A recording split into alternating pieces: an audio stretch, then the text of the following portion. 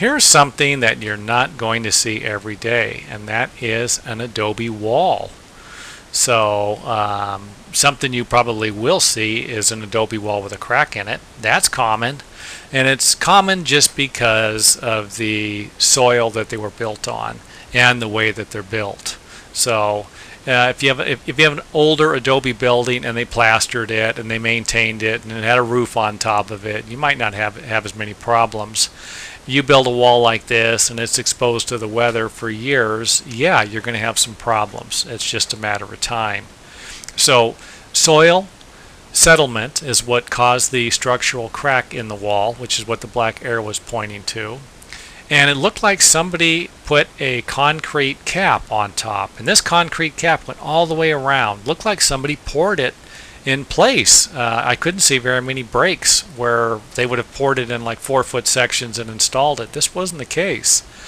And we can see where it's broken. Whenever it's broken and we have a gap, this gap's probably about an inch. That's a clear sign that there isn't any rebar in this cap either. So rebar would crack, but it's not going to separate that far. That's actually what part of the purpose of having rebar.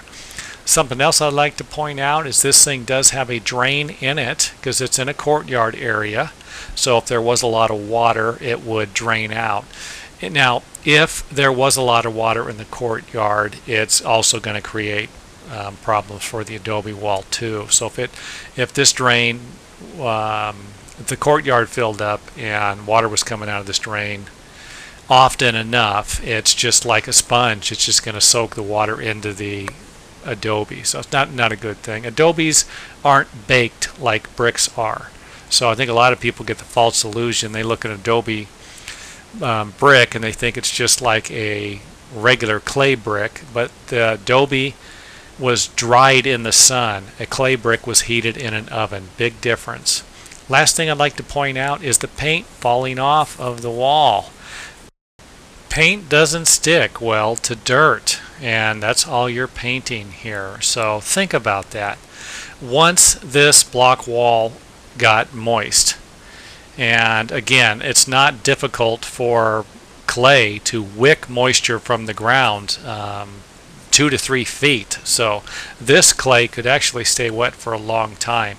That isn't good for paint. So once you have dirt and it gets wet, you're probably going to have problems with the paint sticking. So again, paint, dirt, no.